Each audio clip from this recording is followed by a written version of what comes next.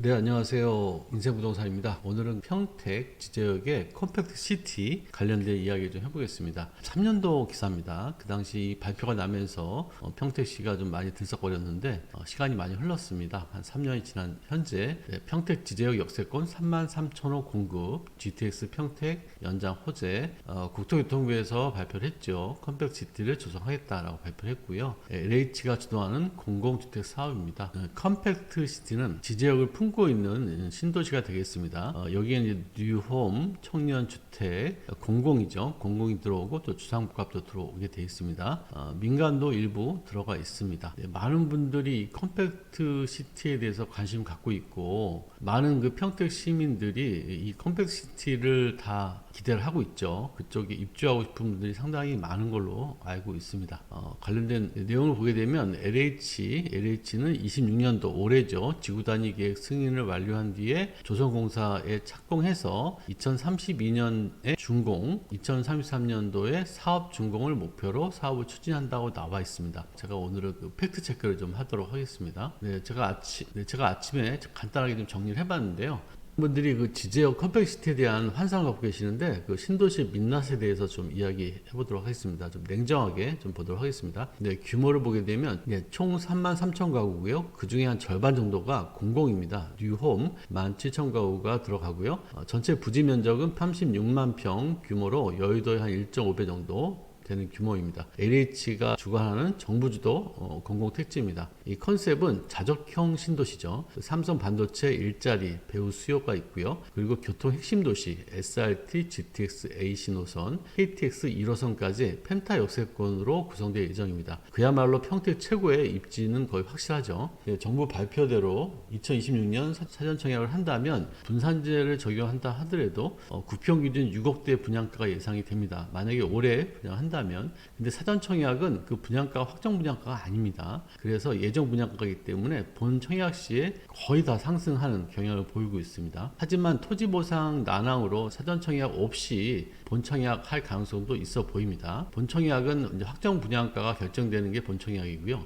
분상제를 하더라도 3년 후면은 그 건축비나 물가 불안 등 감안했을 때 구평 기준했을 때 9억에서 10억 이상 분양가가 나올 가능성이 높아 보입니다. 지금 토지 보상이 아직 안 끝났기 때문에 아마도 사전 청약을 하지 않고 본 청약을 한다 하더라도 최소한 3년 정도는 걸리지 않을까 예상이 됩니다. 그래서 2029년도나 2030년도에 이제 분양을 하겠죠. 그리고 입주는 한 2033년이나 돼야 될 것 같은데 3년의 분양가이기 때문에 충분히 구평 기준했을 때 9억에서 10억 이상 될 확률이 높습니다. 지금 아파트 건축비가 계속 올라가면서 분양가 계속 올라가고 있습니다. 수도권 외곽도 지금 84타입이 7억 5천에 분양하고 있기 때문에 3년 후에 평택의 가장 대장단지이기 때문에 거의 분상제 적용하더라도 10억 정도 봐야 되는 게 합리적인 판단이 아닌가 생각이 듭니다. 자금 계획입니다. 자금 계획을 보게 되면 정부의 유기치 대출 규제를 이해해야 됩니다. 주담대 대출 최대 6억 한도거든요. 6개월 내 전입 조건이고 6개월 내 1주택 있다면 처분 조건, 2주택 있으면 대출이 안 됩니다. 여기 들어가실 분들은 주택을 줄여야 됩니다. 생애 최초 무주택자 분양가가 만약 10억이라고 예상했을 경우에 생애 최초 무주택자는 LTV가 70%입니다. 7억까지 나오는데 수도권 대출 규제이기 때문에 평택은 수도권이기 때문에 수도권 대출 규제를 받습니다. 최대 6억까지만 가능합니다. 10억을 분양받더라도 내가 대출 한도는 6억까지 가능하다. LTV만. 그리고 1주택자 주택이 하나 있는 분들은 분양가 10억에 LTV 60% 적용됩니다. 그럼 6억까지만 가능한 겁니다. 역시 수도권 대출 규제 6억 때문에 그렇죠.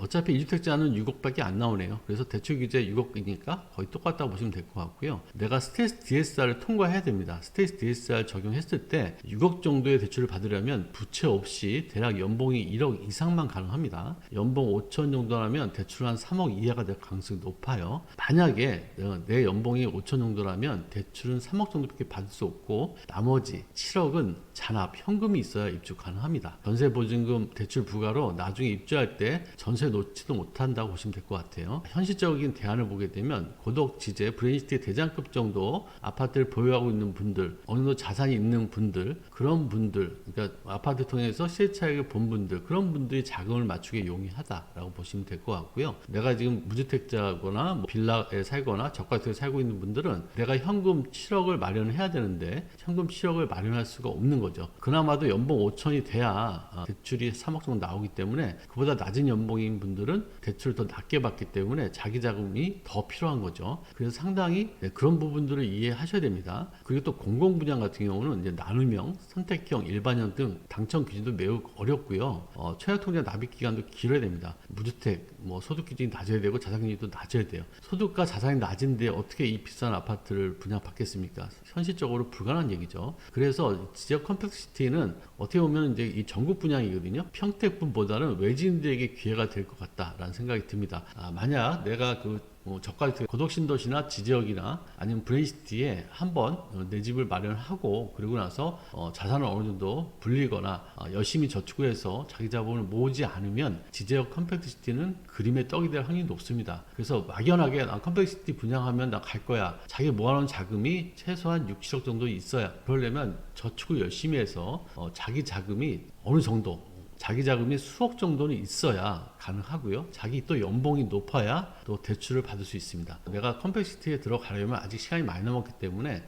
중간에 디딤돌 역할을 할 수 있는 그 아파트를 하나 사서 어느 정도 또 시세 차익을 보고 또 저축을 열심히 해서 들어가지 않으면 서민이 분양받아서 잔금 치르기는 좀 어려운 데가 될 것이다 라고 예상을 합니다. 네, 오늘 영상 여기까지 하겠습니다. 감사합니다.